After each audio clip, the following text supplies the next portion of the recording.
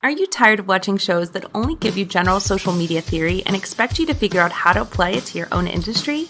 Join us for this week's episode of Social Chatter, the industry's longest running social media marketing news talk show. Not only will you learn the latest breaking news, but you'll also gain practical advice on how to apply it. Now here's your host, Christian Karasevich.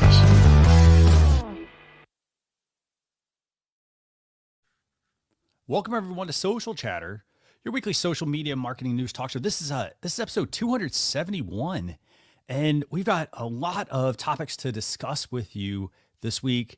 You know, here's the thing: it's always fun.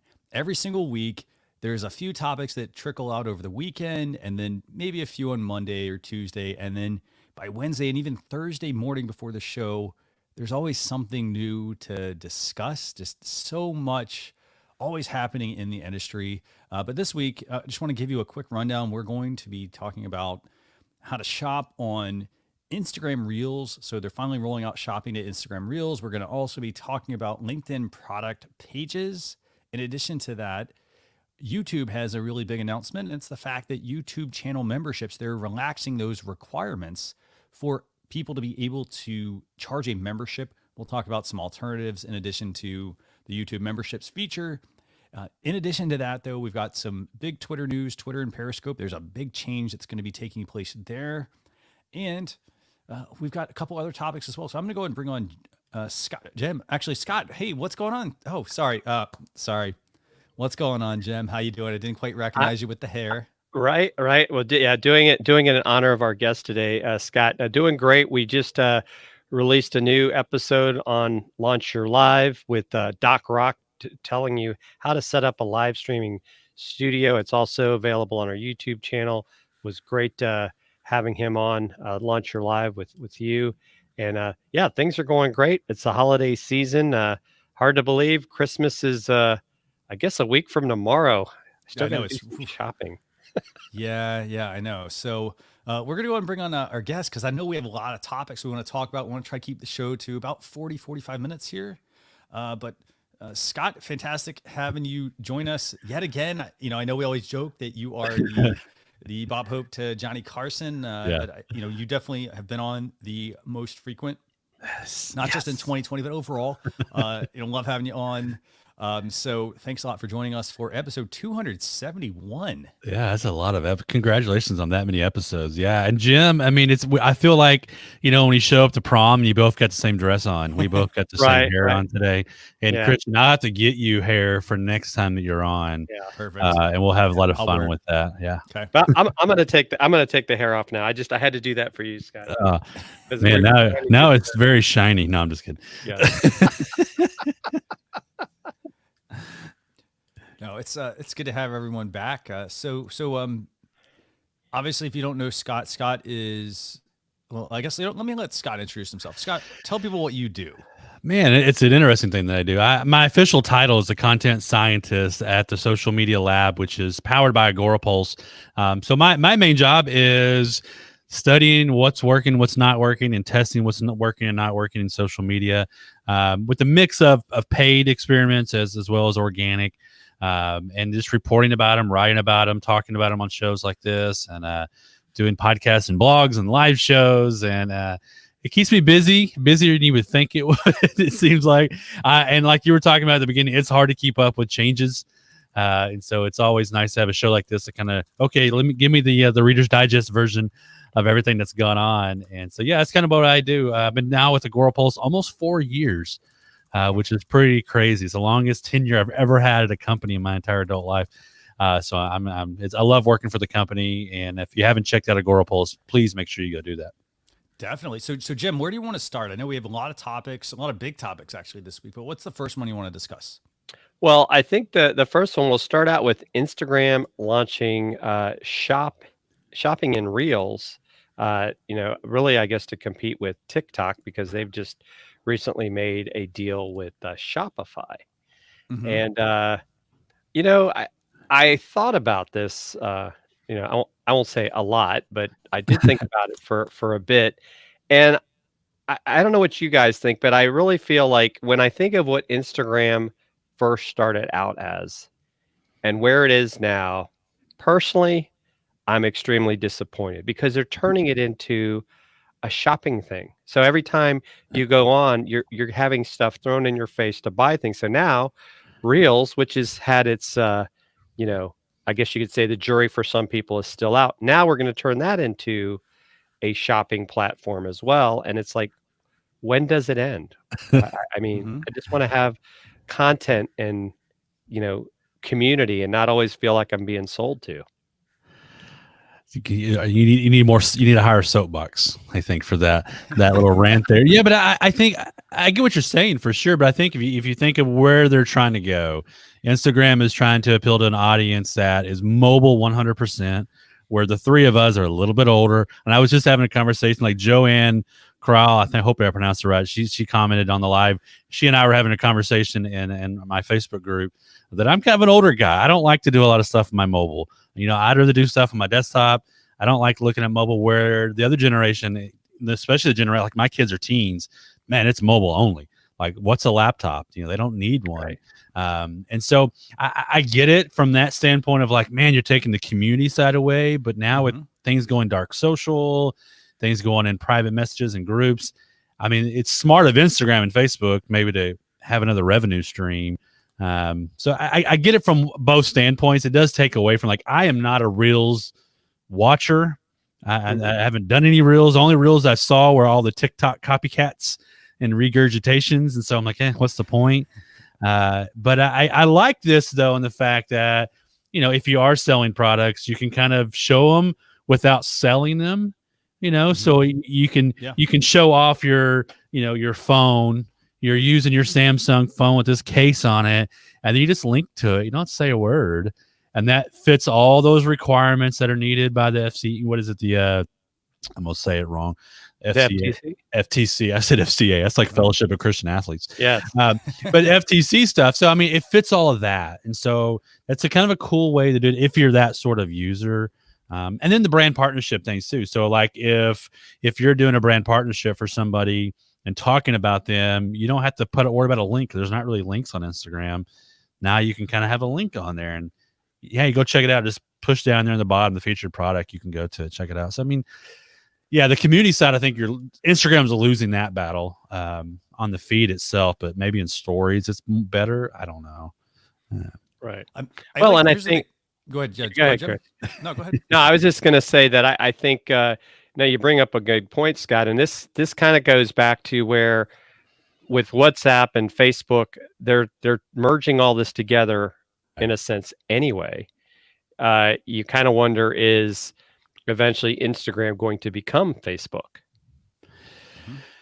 Yeah, you kind of wonder that. Of course, right now they might be getting split up, so that might be a moot point. But yeah, I think we're mobile now more than anything. If you run ads, and you look at your ads, I mean, 80-90% of your ad impressions and clicks tend to be mobile if you're running on both.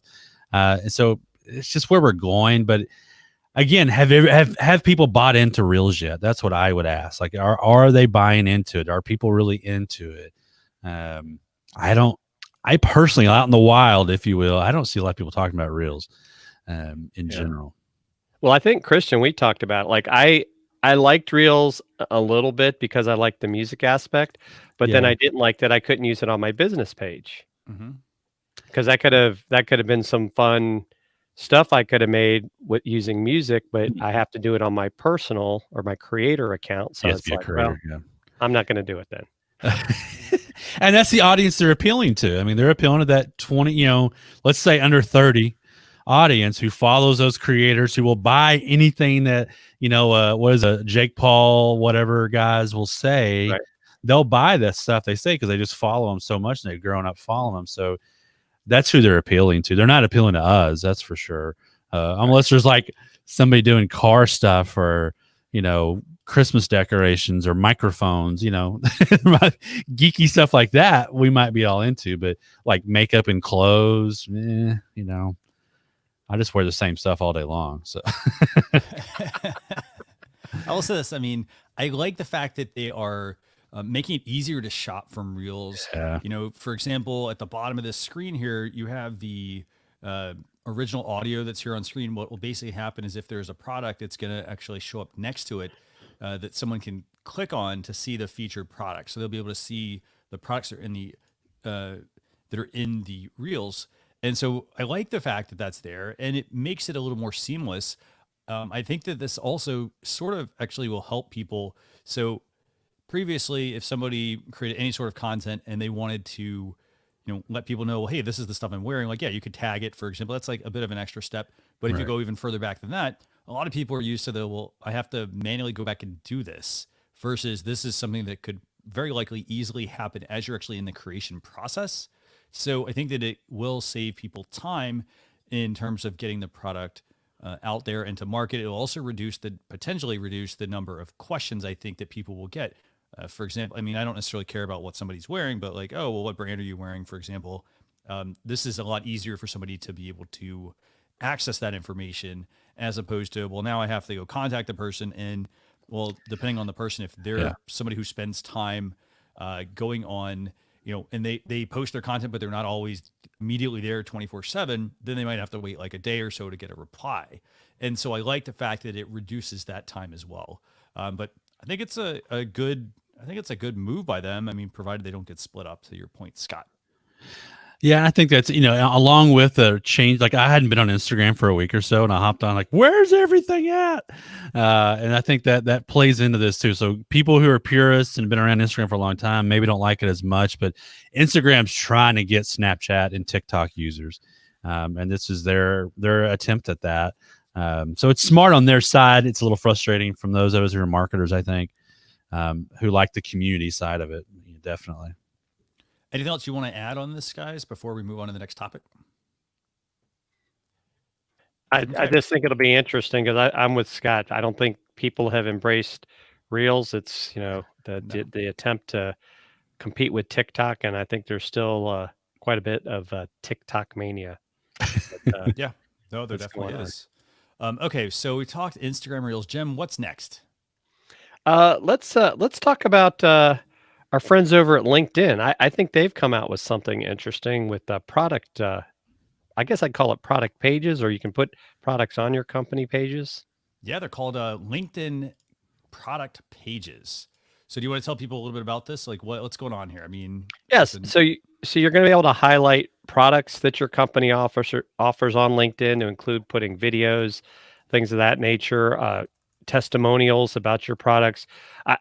I really haven't had a chance to dig in with this yet. I do work with a company that does provide a product. So that I want to see if we can actually add products to the page. I think that would be a great feature. What it reminds me of a little bit is if you're on Google My Business, you can add products to your Google My Business profile. So this kind of goes back to, this is one of those, as I talk about Google My Business, LinkedIn company pages, and Bing are three places that you can put your business for free to get found in search. And so LinkedIn, I think, shows up pretty well in search. And so I think it makes a lot of sense to do this, especially because this is a B2B platform. And so businesses are looking for that stuff. I think what will be interesting to me to see is, like, does this cause too much confusion? So like if you got multiple pages, it's like, having global pages and you got 16 different accounts for your one company. Which one do you follow or not? I get what they're doing though. Like even their example, if you go over further into the link, they go over to show you the product page for this on LinkedIn. But it's a way I think for big companies, this is great. That, like, you think about Alphabet, which is Google, they've got all their different products and teams and all that. It's a great way to kind of do that. Smaller companies, like if you're a mom and pop shop selling, shoes, you probably wouldn't do one for every one of those. But no. B2B software, that sort of thing. The cool thing too that I really dig on it is you can target it based on, like, what is this product for? Like, who's it best suited for? So is it best suited for social media managers? Is it best suited for your accountant? Those sort of things. So I think that's kind of intriguing from that aspect of it, where you can segment your products out and make sure that you're tailoring it towards a specific audience on LinkedIn. And that's pretty smart. I think this is a very useful feature. I mean, and the other thing is, it's the fact that you can spotlight product endorsements and testimonials by your users. You can also use it for getting reviews and so forth from those people as well. I also think at some point, here's the thing. When you go on to so if you go on Google, for example, Jem, to your point, Google My Business, a lot of times what people will do is, they will create like a fake profile or something like that and, be posting all these random reviews about a business. And so I think the other side to this is that, maybe they will tie it into your LinkedIn profile. So this way it'll be harder for people to be able to leave those fake reviews. So it'll help, I think, get more quality. It basically could become the resource that people go to for reviews. I think that's probably obviously LinkedIn's goal here. Because then when you tie it into Microsoft products, again, Bing and so forth, you have the potential to have better quality reviews versus having to sift through, why does this restaurant have 2 stars? Oh, wait, there's 10 random people that don't look like real names that have left a review. This seems very trustworthy. Yeah, and I think too, I mean, that idea that, reviews plus the quality, the better quality leads, which seems to be their big focus. I think that's a winner for companies who have products like this. I think I think software companies is where I'm really seeing. I think this will come in handy. And all their examples I've seen too are software type. Trello was on there, and some others. I think it's a pretty interesting concept for them. And but again, do you want to get caught up in too many pages to keep up with as a social media manager? That might get old, especially if there's comments on both. And now, if they could only just stop people from spamming you with connection requests wanting to sell you. I think there's ways to do. You can turn that stuff off, but most of us never get around to doing it. Yeah, like I did the other day. I stole something from our friend Tim, who just commented on the show. Like when I was a speaker for our virtual event here recently, I listed a new job as a speaker for the event, and man, 200-300 messages. Congratulations on the new job, which I use it as a kind of a ninja way to send people to the link to the virtual event. That's what I was testing. But yeah, it's interesting. And I see Tim do that all the time. So, but yeah, I wish you could turn all that stuff off 100%. Then you miss out on other things. So it's, yeah. I get off my soapbox. Or fix groups, fix like LinkedIn groups. I'll say that kind of like, let us do GIFs in TweetDeck and let's fix groups on LinkedIn instead of adding.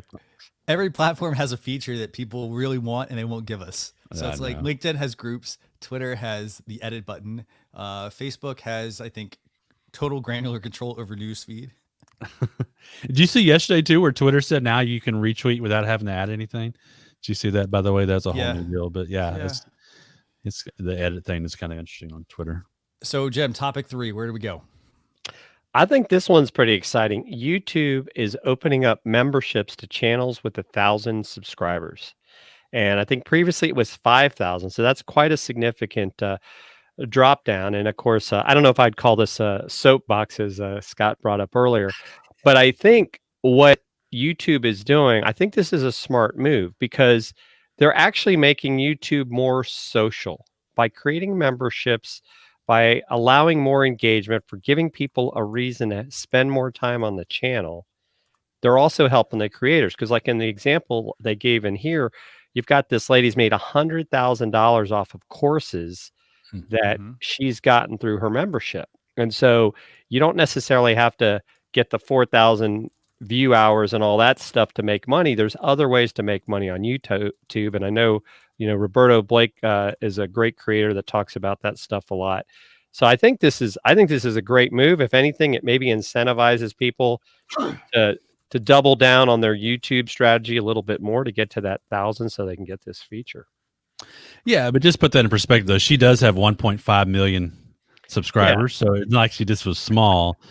So yeah, I mean, but yeah, I do think it's cool that they were doing this. Like we were talking beforehand, maybe this is YouTube's way of trying to help out the small creators that maybe got squashed with all the changes that they did recently with how you monetize, channels that are like towards kids.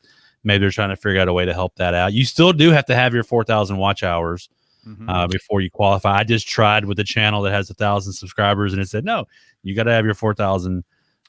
Hours of watch time before I could even qualify for it. So you still have to meet those monetization qualifications. Yeah, I think there's a lot of YouTube, a lot of groups yesterday on Facebook where people were crazy excited about this because they're right there at that, 1,500, 2,000 mark. So now I'll be able to set up memberships and do some cool stuff and not depend on other sites to do it is kind of neat.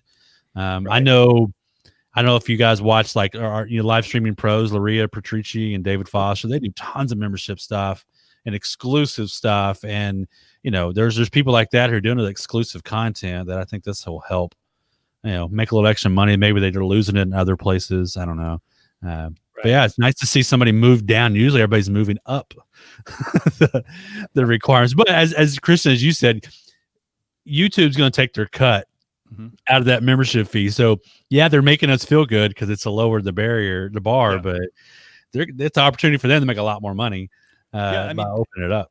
And here's the other thing. I mean, so a lot of people, they have to get to that monetization level. So it's almost like you're climbing a mountain, I guess. So like you get to various points. So like, okay, so for example, one of the hardest parts is getting to that monetization, and they need to have that barrier to entry. They need to have it pretty high because it's not just about getting somebody to stick to the channel. It's about getting them to create good, meaningful, quality content that's going to get people to watch the content.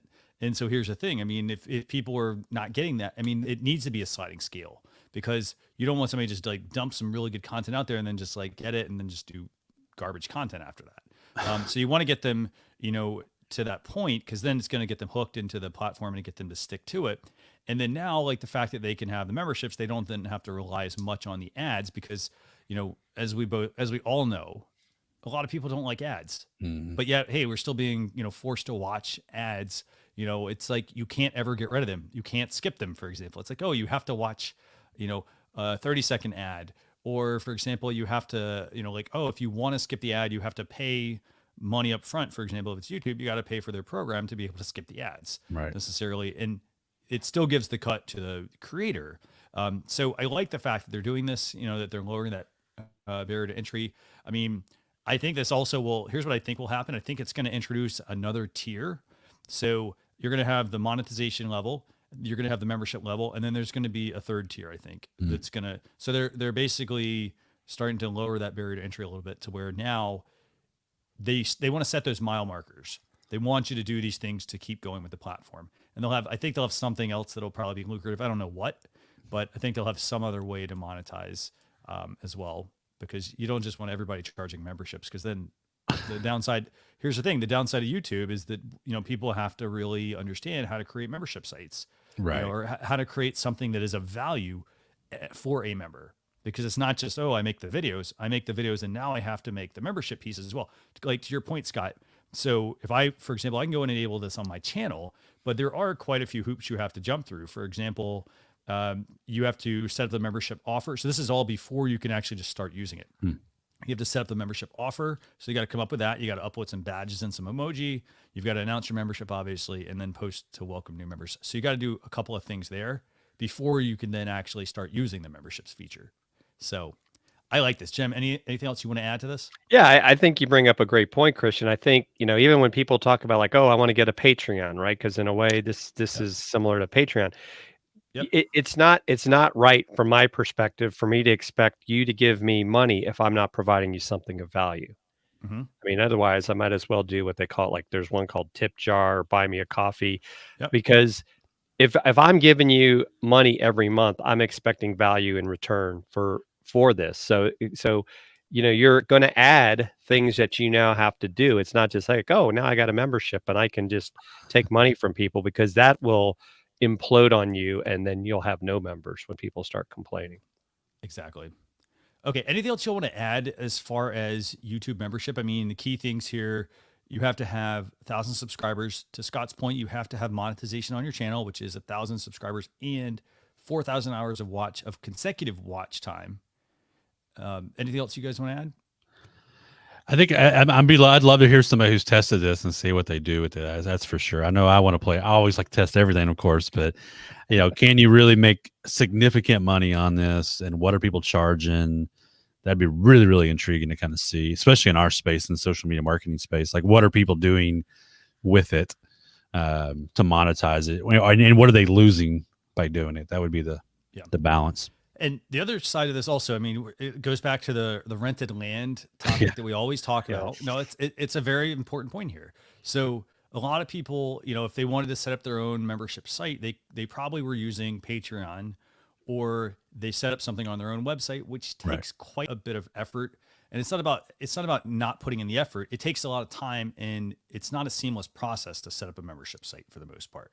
A lot of people, it's a Frankenbolt. They basically bolt it on their website, and create something. So that it's got a different sort of feel sometimes. So here's the other thing: if you're going to start putting things on this channel, you could have two membership sites. You could have your own, and you could have something on YouTube.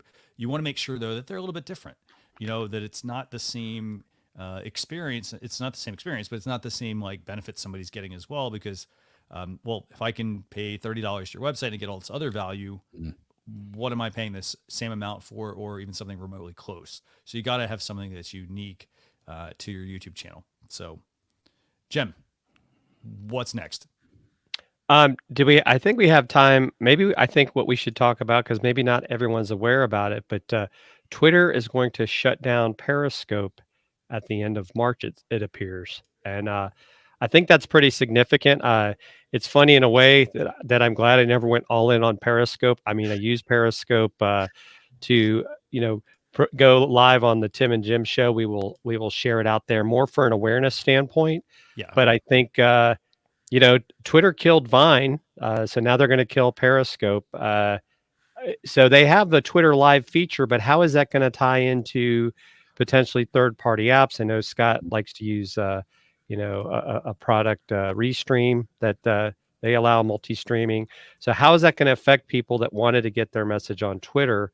I think that it's interesting, because it's like people are looking for that live video feed, and they're looking for it to be easy. That's been the complaint, that Instagram won't open up their API to third-party tools.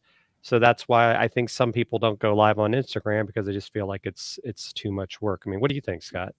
Well, I mean, a lot here. I mean, Periscope was one of the first, if you think about it. Like, did the live? I still here's a random funny story. My first time ever to use Periscope, I had just taken the drugs to get my vasectomy, and I went live on Periscope in the waiting room and almost took it into the doctor. My wife had to grab my phone from me, and it was hilarious. And I was all, I'm like, she's like, give me your phone.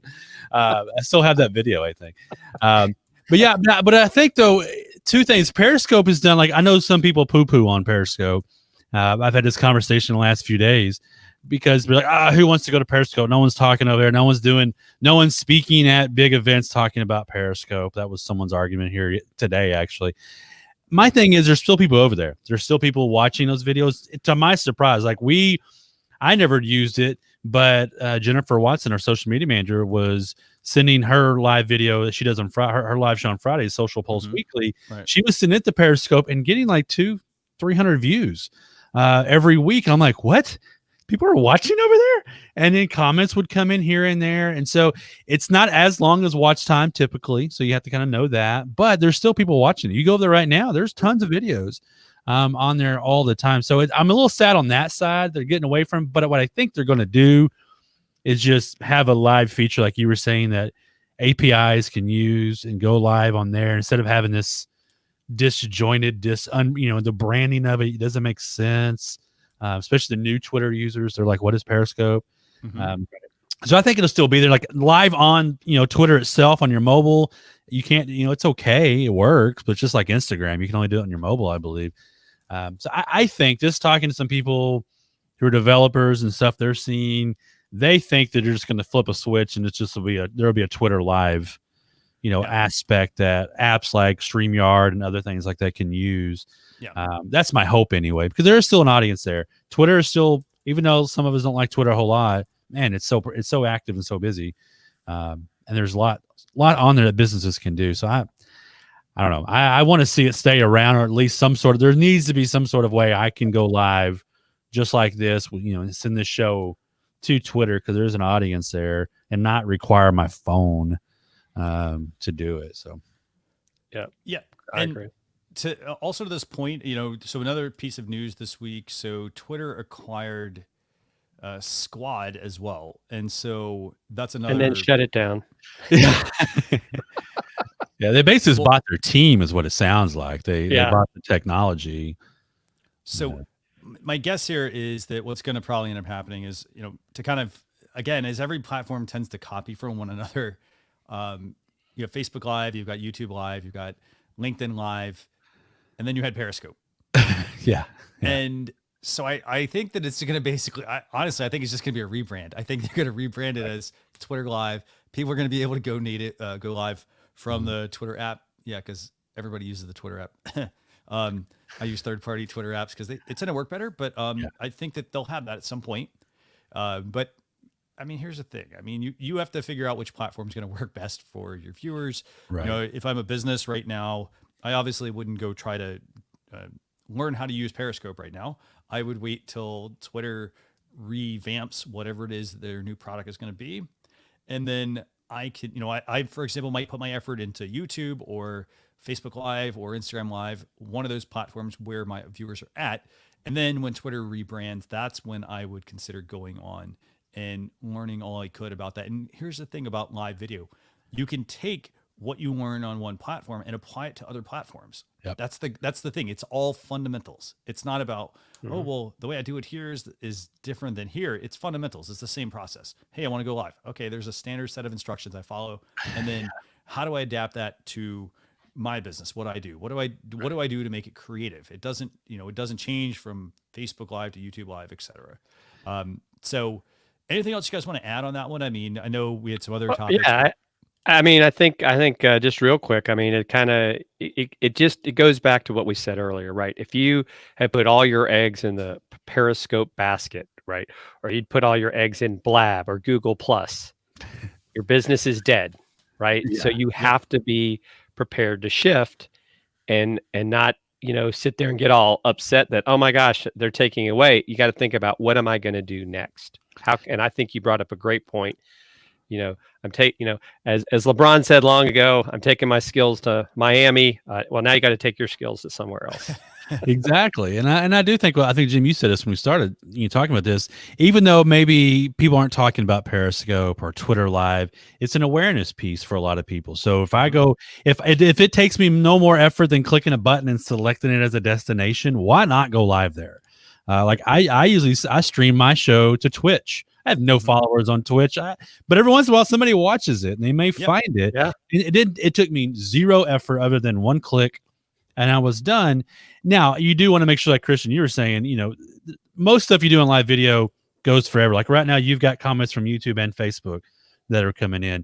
The only thing that's different, really, I think I've had you guys on the show talking about multi-streaming, is just some of the vernacular used. So if you're using chat bots and stuff and you're streaming multiple places, don't talk about the chat bot, because it doesn't make sense for a Twitter user or YouTube user. So really, it's just more of what you say, and that's it. Other than that, I mean, just go live everywhere. It doesn't hurt you to go live on a Periscope or wherever else it'll allow you to. And yeah, no one's talking about it. Yeah, they may not buy right then and there and engage, but they remember you. They see you over and over and go, oh, Social Chefs. Yeah, I've been watching that show and I want to go see what Jim and Christian are doing. And so, yeah, I think there's the argument that no one should go, but or we're glad it's gone. I don't buy that. No. I think it's an audience you ought to just go see. And you could be like, I know we may talk about some other things in a second, but you can be the expert in that industry and that site, and find low hanging fruit. So I say go live everywhere if you can. If your software you've got will allow you to do it, do it. I mean, it doesn't hurt you. So got a couple more things, just a couple of topics I know that we're not going to get to this week, actually today. Sorry about that. So I know we're not going to get to, like, we've got some Periscope updates.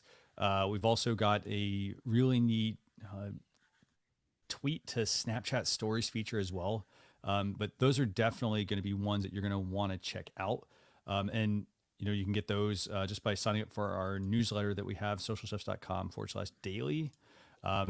And I just want to give a quick shout out, by the way, to everybody who's tuning in. I mean, we've got some great viewers here. So Dana Bentz from StreamYard tuning in as well. Joanne Kroll tuning in, says, hey, she's sad to see the news, obviously, about Periscope, but she doesn't consume there anymore. But she does stream there. To Scott's point, you should try streaming there. In addition to that, I mean, like, to Scott's point, it's not hard to set up the destinations. For example, in StreamYard, we have the feature to be able to stream to Facebook and YouTube, and if you get LinkedIn Live access, and you can do Twitch, among other, and profiles and pages and groups, obviously for Facebook. So why not test out where you're going to stream? I know, Jem, we talked with Rob Balasabas, I think a number of episodes back actually. And one strategy he was using was he was streaming to all these places and then he would shut off the stream and then drive them back to one particular channel. For example, he might go to Facebook and then shut it off after like 10, 15 minutes and then have everyone go to YouTube, for example, as a means to go there and kind of control that experience a little bit better. But we have a lot of topics, obviously, we want to get to. But now what I want to do is I want to move to the second act of the show. And that is where we're going to talk with our guest, Scott Ayres. So I know, Scott, we have a couple of questions for you. Jim, do you happen to have those up or do you want me to pull them up? Yeah, no, I've got the first question. Scott, we're seeing Facebook. Well, I mean, Facebook organic reach has been declining for quite a while. It's not even recent. Yes. What should businesses do on Facebook to focus on their organic reach? Because I think a lot of times I think of Facebook as pay to play as a business, but not everybody wants to pay to play. And it's funny because actually Kim Garth said this several years ago, and she's right. It's like, as a business in the old days, right, you had to pay to advertise. Why does Facebook owe you free advertising? Yeah, they don't owe you anything. And I think we got spoiled 10 years ago. I mean, it was so easy to go viral, on Facebook. Even 5 years ago, it was a little easier. You could post a cat meme and get 200,000 likes. Now you can't do that. So I think what business need to focus on is doing this. Go live. I think live video is where it's at for me. If I look at even Agorapulse's or reach, I don't want to publish our reach and stuff because sometimes you're like, oh gosh. But live video is usually 10 times the reach of a link post, photo post, or all those other things, because people don't want to see that stuff. They want to have stuff they can interact with. And it gives interaction where someone posts a link, they might click on it, but they're not going to comment like everybody is commenting over here. So I think you focus on live video. If I were to do anything or recommend anything for a brand or even a small business, it might be a local business and you just kind of go live once a week, talk about what's going on, talk about your specials at your restaurant, whatever that might be. There's a lot of it's that interaction, especially now in this COVID era. People have embraced being on camera more than they ever have because of Zoom. And like, I know my wife's a kindergarten teacher. She'd never had to be on camera before. And now, she's learned Zoom. She's learned how to do videos for Google and YouTube and all these things. And a lot of people are in that, and that they're used to that conversation now.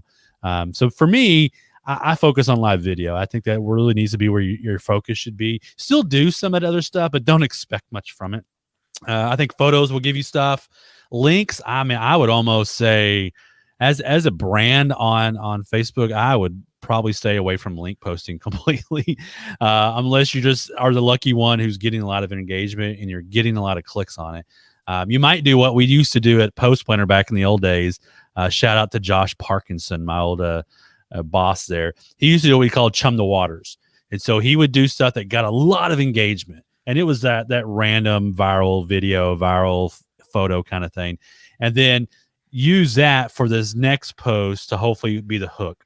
And so for me, I look at live video as an opportunity to get a lot of engagement, get a lot of people to, react and comment and get really high reach. And then boom, I want to hit people with something immediately after it, maybe even the same day, because all these people who commented are more likely to see that post.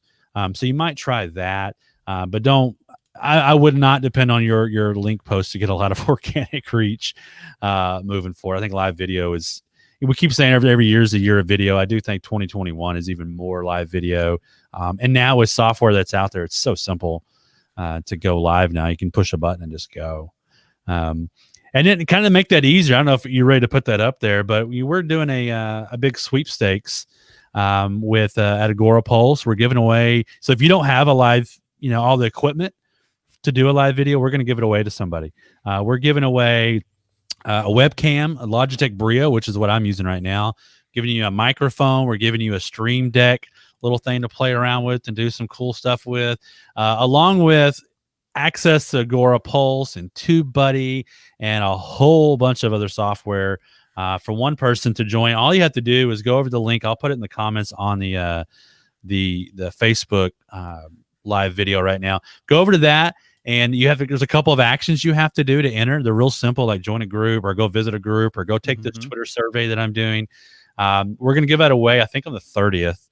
Jennifer's going to do a live video and draw the winner through Wishpond. So it's you get points, you get entries for everything that you do when you go through there. But it's one of those things where I'm like excited about it. Because what I was telling yesterday on my live show with Jennifer, I'm like, I hope whoever wins this, because it's a huge package. I mean, they're getting all the software you can think of to get you started in live video and then run your social media and the equipment on top of it.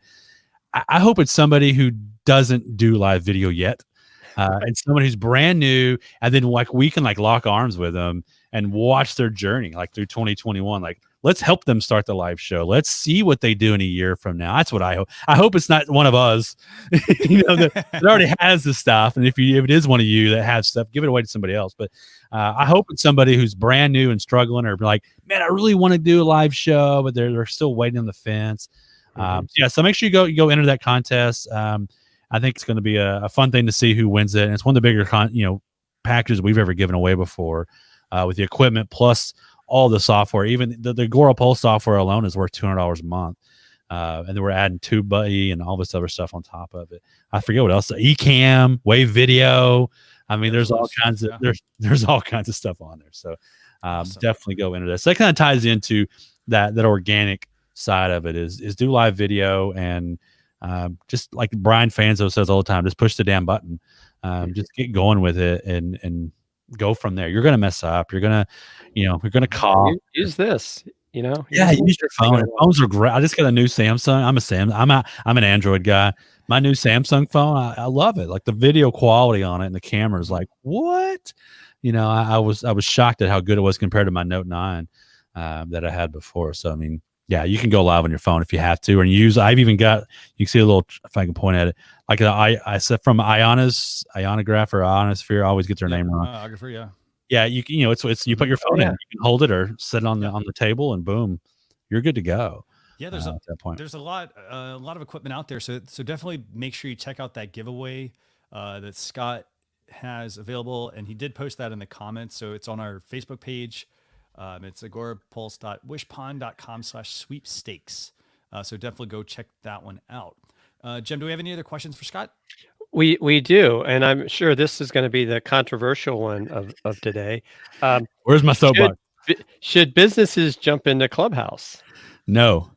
If you don't know what Clubhouse is newer. It's been around for like a year and a half, but everybody's talked about it recently. Clubhouse is like an audio only app where people are just having these conversations and talking to one another. It's got a combination of like Instagram stories and Snapchat, because it goes away immediately. Like there's nothing that stays around afterwards. It's invite only, and it's iOS only. So I mentioned I was an Android guy, so I haven't touched it. I haven't seen it. I won't get to see it for a while until they've been around for a year and a half and still hasn't launched to Android, and that's a little odd to me. But we're seeing a lot in our space start to talk about it because they're bored and they got nothing else to do, so they're talking about this cool little app to go conversate on. I think it's great. See, you got me on a soapbox.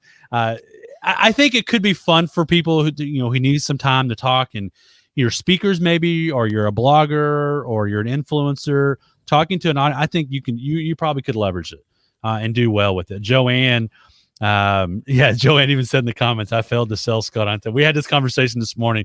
I think there are some opportunities for sure, like connecting and that sort of thing. Businesses, I struggle to see how, and I always think on the business side, especially the smaller business side, I struggle to see how they're going to have any value at this point. So for me, don't jump on it.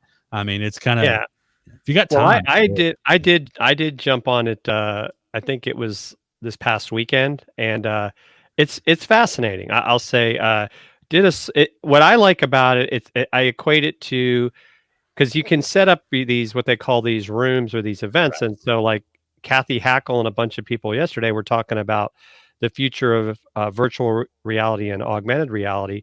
And I was just listening. I just had my phone off to the side while I'm doing stuff. So it's almost like listening to a live podcast.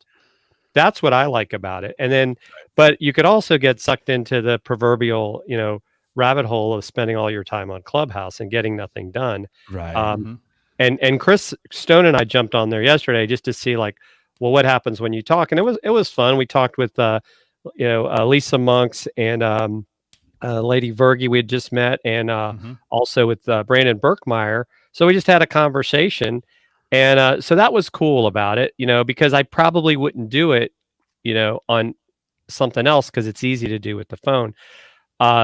So maybe for a business, if you were going to use it, it would be like once a week, maybe you have like a forum where you talk about something but you have to, kind of set your parameters on what you're going to do. So I think it's like, I don't think it hurts to, it's kind of like we talk about, get an account out there just to check it out, get that social listening. But I could see both sides.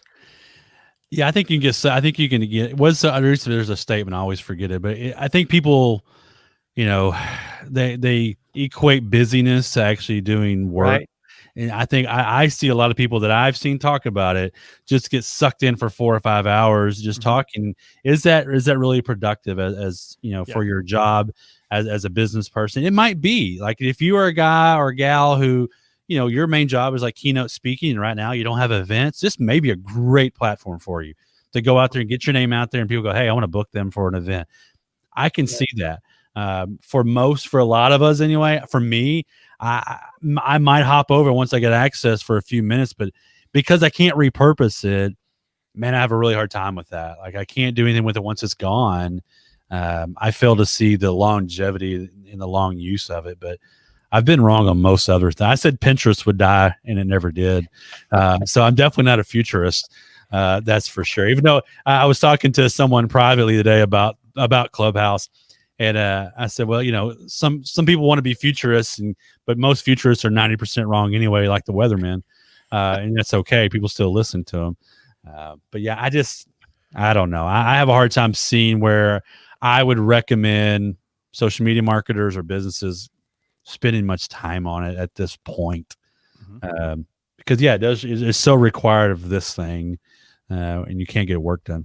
And here's the thing. I mean, you've got to I look at it partly like this. I mean, it's really just radio. It's radio. And then it's the fact that like somebody could call into a radio show and you could bring them in versus. You could do it on Facebook Live now too, though. Exactly.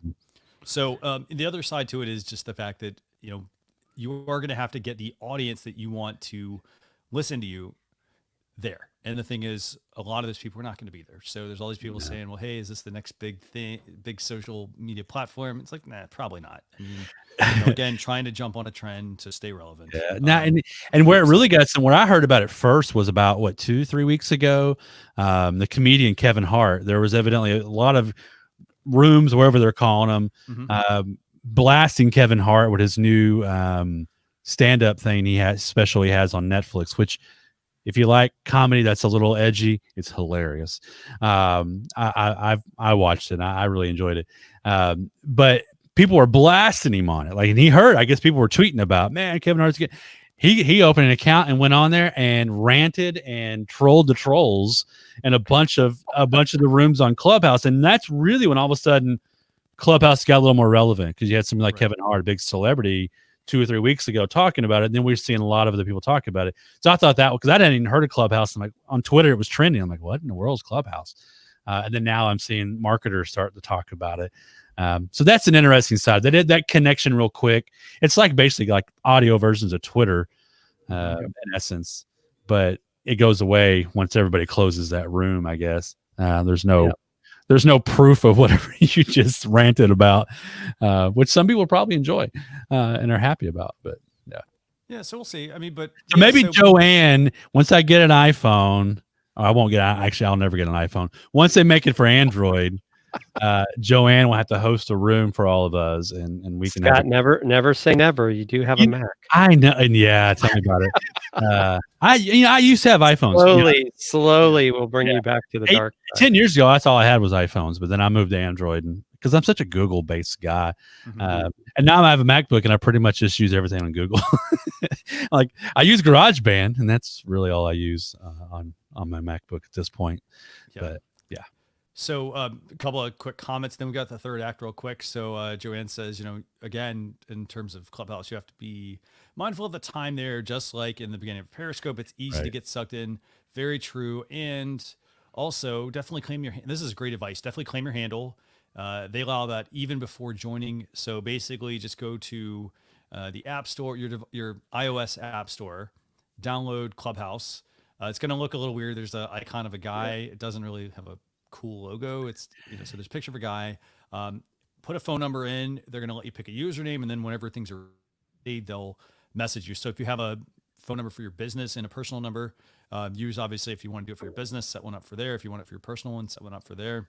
But keep that in mind. And also, Barb Tomlin, thanks a lot for joining as well. Definitely agree with Scott on Clubhouse. Yes. So keep in mind too, just real quick, you said mention the app. This made me think of this because I think Molly Mahoney, I saw her commenting about she thought she had Clubhouse, but there's like a couple of Clubhouse lookalike apps on the Google Play Store on Android that are not the same Clubhouse. They look identical though. Like it looks, I thought it was the same one because I'm looking at it and the screenshots are very similar. So it is not on Android yet. So if you're on Android and you find Clubhouse, the one that's in their Google Play Store is not the same one right now. And by the way, one last point before we switch to tool time, and it's the fact that Barb says Facebook could take a cue about reconsidering the value of live audio in building community. That's actually a pretty good idea. I really like that. If Facebook had something similar, they theoretically could keep it tied to your Facebook profile, keep you on the platform. Again, it could become a section on your Facebook account, for example, maybe. I don't know. So I like that idea, actually. Really, I think there is a way to do it. I think I saw Joe Comm do it a while back, but I don't know if it's still around. Okay. So we're going to switch to now the third act real quick. And this is tool time, where we share with you 2 tools each week that we think can help you as a business. So Jim, do you want to talk about the first tool that we have? Yeah, the first tool that we had is called Shift. And it's really quite a fascinating tool because it'll let you basically bring in a bunch of the different tools, your emails, some other apps that you use, even like your web browser set up. Maybe like sometimes if you've got multiple Google accounts like I do, you want your browser to be a certain way for one account, maybe a different way for another account. So you can tie all this in together. I think it works if you've got businesses to do some stuff as well. Mm-hmm. I mean, definitely I can see a lot of utility to it. But for me, I'd have to like completely think through my processes. So I'll just continue to be a tabaholic. No, this is a good point. Very good point. Because, well, if I'm using, for example, Shift, and I have, like, for example, as you can see on screen, to Jim's point, you got a ton of tabs open. Just know that all those tabs are going to use resources on your machine. And so what this is basically doing is it's bringing everything inside of one app. And so super helpful, I think, in that sense.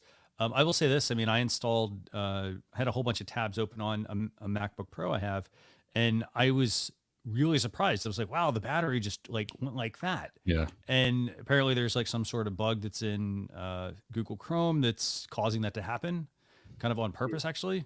And so this is where something like this could be especially useful. I'd also look at it like this. Maybe, and to Jim's point, you do have to change your workflow a little bit. I would almost say, okay, let me, because for example, instead of having to go to one app and then potentially switch between a personal account and a business account, it can all be within Shift. Now, a couple of things to note about this. I mean, obviously not everything is in the app itself. So obviously you're going to have Facebook and PayPal and 1Password and Trello and Slack and things like that, but you're probably not going to have every app. I mean, here's a whole bunch of the ones that are there. We've got Lead Pages, which I guess their icon now looks like the buffer icon, sort of. It's interesting. We've now got, what else we got here? We got Facebook, we got Gmail, we got Discord, we've got Instagram, some Microsoft Outlook here, WhatsApp, Microsoft Office 365. So we got a lot of options here that you can pick from to basically help cobble together a nice, handy app. Are there any tips you guys have for productivity, maybe? Like if somebody didn't want to like use this app, Jim? I think for me, one of the biggest productivity tools that I've really gone to is using Calendly to organize my calendar and my time, because now it blocks stuff out. So like if Scott wants to make an appointment with me, I can send him a link. It'll set up the Zoom for us to have that conversation, and it automatically, I can block when I want to have those times, and it looks at my calendar in Google, because that's what I use, and it'll say like these are the times that are available. And as I book stuff, it takes that time away. I think that's the big thing. It's just time management. I think is really something that people could get better at, and even put stuff in there. As an example, uh, put in as a calendar event, maybe a Twitter chat that you attend, or put in, Scott's show on Monday if you want to make sure you catch it. I mean, because you can make it that it's optional, but at least it's a reminder. And I think that's really, for me, the biggest productivity thing. I think is people need to manage their time better. Definitely. And to the pricing of Shift, so there's a free option that gives you up to 2 accounts. So that would be very limited, obviously, for a lot of Yeah, it's people. I wonder how they made money. Gmail, G Suite, Outlook, Office 365. That's what they mean by the accounts. And then you can have up to 1 app and shared workspaces. And then if you want to move into unlimited accounts and unlimited apps, it's $100 a year. And then if you want the Teams option, so if you've got a big team, it's $100 per. Teams is $100 per year as well. I don't know. Something doesn't Probably seem per right about that. user. Probably per Both, user. I'm I not bet. sure. It says per year, actually. Teams per year, advanced per year, basic free. But that is Shift. Now, the second tool this week, Jim, you want to talk about this one as well? Yeah, the second tool, which I thought was very fascinating as well, is export comments. And this will allow you, I guess, to literally bring in the comments from different platforms. As you can see there, they're showing Facebook, Twitter, and in the free version, you can do up to 100 comments. So I guess like you could download all the comments from the show today off of Facebook into a CSV file, and then I guess repurpose it. So I thought that was, I think that's interesting. I'm still trying to think what the utility I would use it for, because I think a lot of times if I see someone comment, I'm going to reply back, or I'm going to share the post. But and I do wonder a little bit if people would be like, "Hey, I didn't give you permission to use my comment somewhere else," and I don't know if they take offense to it. Just a thought. But I think it's pretty interesting to actually export the social media comments. I mean, what do you think, Scott? It is intriguing, and of course, I'm wondering. It says here, everything I read anyway, if it's public, they can pull it. So it's not scraping anything that's not public. So that's the one caveat there that probably keeps them safe, because I'm assuming they're not asking for login. It's just give us the link and we'll pull everything. So that's Right. that's their fail safe here. But I don't know. It's intriguing to me. Maybe like I do like the one, like the why should I download comments on the right. You're running a competition and choosing a winner, and from the comments, that could be a really super simple way, especially if especially on like a live show afterward, trying to go through all the comments might be a pain to do. So that's kind of interesting. I don't get the why would I back up comments before I delete the post? I don't know. That's kind of a strange one. But then the sentiment side of it, though, like you could go back in and do some analysis of the sentiment of your comments and what people thought, or maybe you see something doing really well with a competitor and you want to see what kind of comments they're getting. That could be a way to do that. Now, what I don't know is, like you may know, does it show the people who commented, or is it just the comment itself? That's what I don't know.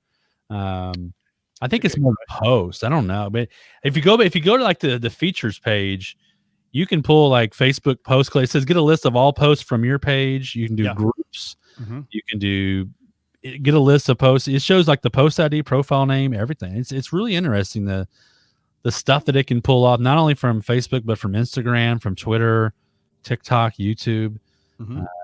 Even Vimeo and Discord. So, I will say this. So Joanne makes a really good point here. She says, hey, is it good for testimonials? I would think this would be good for testimonials, provided, here's the thing, before I use a testimonial, I would want to talk to the person and say like, hey, can I actually use your comment in a testimonial?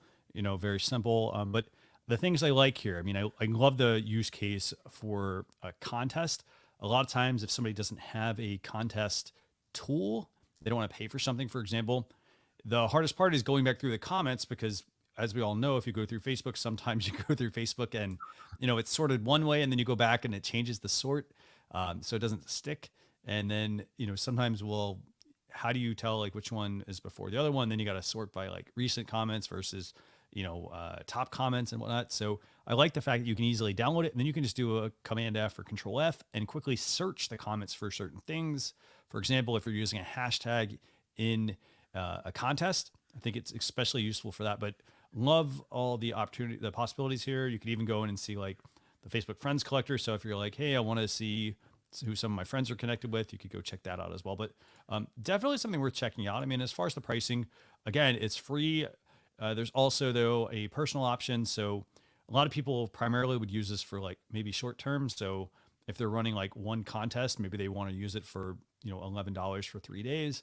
If there's something they're going to do on a consistent basis, they may want the premium version for $45 a month, which will export up to 50,000 comments and unlimited exports. And then obviously they're going to also retain that data for 5 days as well.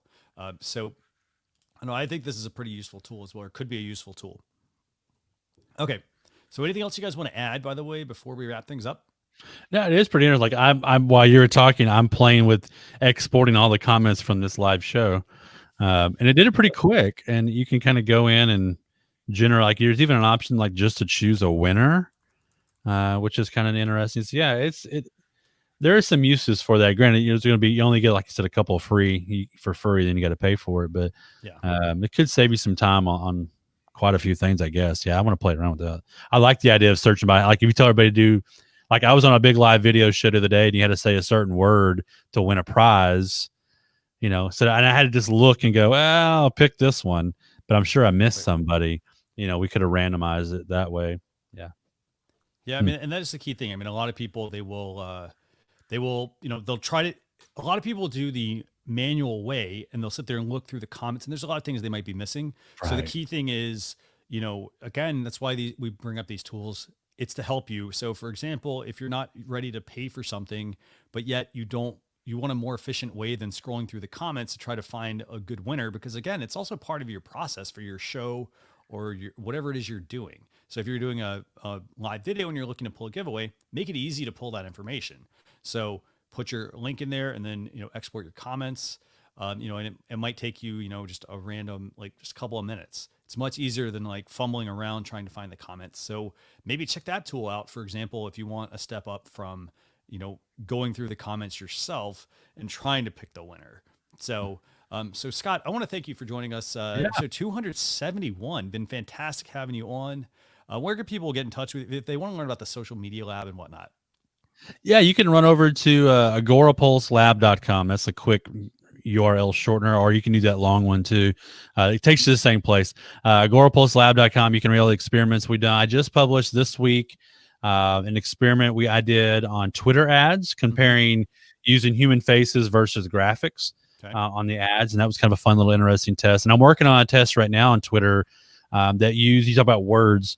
We use the word free in an ad, and it uses identical ads without the word free, just to kind of see if it changed anything on the conversions or not. So yeah, agorapulselab.com. You can you listen to our podcast, read everything we're doing, and I appreciate you having me on. I need to go back and keep a tally of how many times I've been on, so I can we'll catch see up with Bob. You need to add that to your YouTube channel as here you go. Guest appearances on. I'll do it on LinkedIn. I'll go to LinkedIn and say, guest on, and that's a whole other story. But that's something Tim and I need to test for sure, because I think there's some interesting LinkedIn stuff there. Yeah, I appreciate you guys having me on. And Jim, I love the hair. Appreciate you putting the hair on and being on my live show I had here a couple weeks ago. Yeah, that was a lot of fun. So Jim, don't forget to check that out. Mondays Scott at 11. 2.0. Scott 2.0. Where can people connect with you? Yeah, you can connect with me Twitter at Fusion Marketing, and for those of you on Clubhouse, it's the same handle. So I know Joanne and I are connected there. So I am checking it out, but I know it's interesting. But this has been a lot of fun. Always enjoy getting to talk with you guys, Scott. We always have a lot of fun, and you still have a chance, Scott, when it comes to your team. You're saying man, football reference here. I should copy you on the tweet that I saw about it. Like, oh no, you're saying there's a chance. I saw NFL on Fox posted something like yesterday. There's still a chance. I'm like, come on, there's no chance. Yeah. Anyway, yeah. Well, so just a quick couple of quick notes real quick here for you. So we're going to have a blog post recap, socialchefs.com/SC271. That'll go out over the weekend. We'll have all the topics we discussed this week, along with a few we didn't get to. from Pinterest, and I think there's a Snapchat one in there, and even a new app from Facebook competing with TikTok. But you can get that at socialchefs.com/SC271. Don't forget, we also have the Alexa flash briefing that'll give you about a 10-minute recap of everything we talked about. You can get that again at socialchefs.com/Alexa. And remember, you don't have to have an Alexa device. You can also just download the Alexa mobile app on your smartphone and access Alexa from there as well. But in addition to that, Jem and I are going to actually be doing a show next Thursday. We realize it's Christmas Eve, so we're going to do a very early morning show, December 24th, 9 a.m. Eastern Standard Time on youtube.com/social chefs and facebook.com/social chefs. But again, thanks a lot for tuning in to episode 271 of my social media marketing talk show. Again, we talked about shopping on Instagram Reels, LinkedIn product pages, YouTube membership requirements being relaxed, and much more. But we will see you all next week. Thanks a lot for tuning in. Bye, everyone.